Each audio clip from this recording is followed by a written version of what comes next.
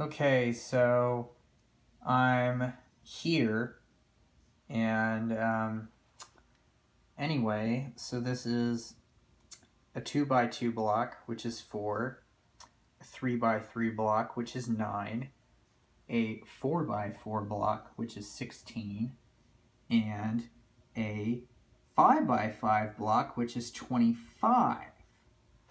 Now, these are all squares, meaning, what we did was we took one side multiplied by the other side, and in variable form, that's x times x, or y times y, whatever you want, and it's x squared, or y squared, or whatever variable squared.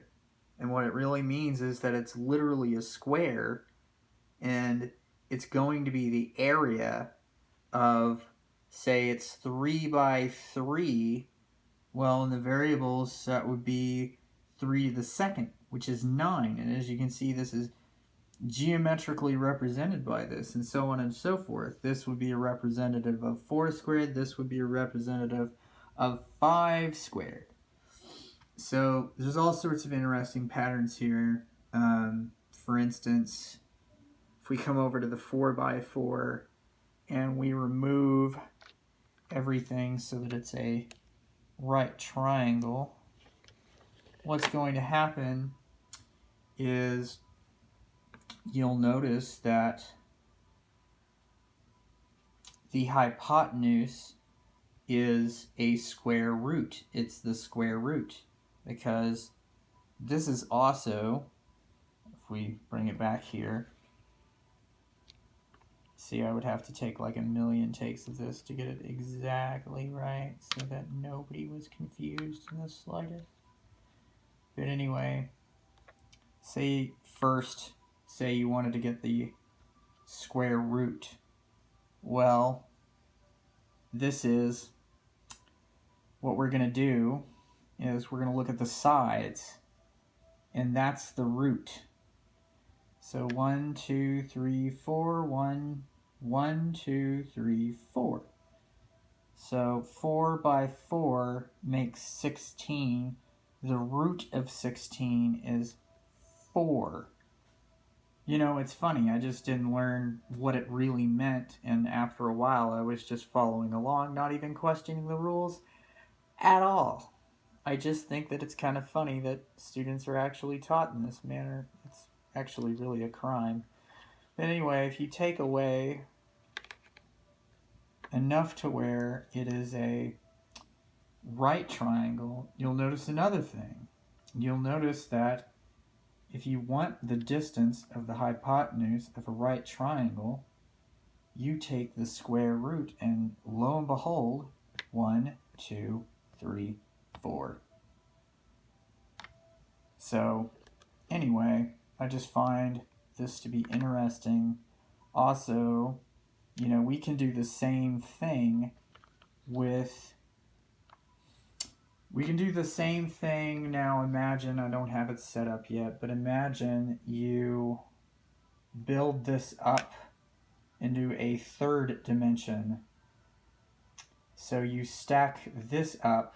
I guess we could do this right now, why not? So you kind of stack this up. It's hard to do with the phone. You stack this up to where it's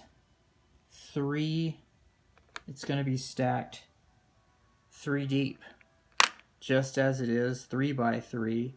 Now you can stack it vertically 3 by 3, and that represents x cubed.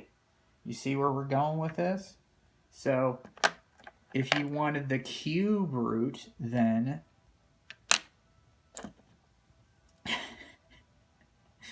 also, I don't know how. So now imagine you're trying to get like a 4-dimensional object, right? Yeah, I don't know how to represent a 4-dimensional object with dye. We are but mortal beings. So that's that's not going to happen. But it's an interesting thought experiment. You could actually ask the kids, well, what do they think a four-dimensional shape would look like? And I imagine most of them would throw up their hands, and maybe one genius kid would point out that you could say it's over time, which is actually how I think of it. But I didn't originally think of that. So you stack them up into this cube, and you want to know x to the cube of 3. Well, you could count all these up, and it would be 27, and you could indeed put that into your calculator. So another way to think of it is 3 layers of 3 squared, which is 9 times 9 times 9, which is 27. So if you want the cube root, x to the cube of 27, it would be 3. You see the pattern here? Da, da, da. So anyway, I was just kind of thinking about this as sort of a lesson plan. It's going to take me more than a couple takes to get this exactly right.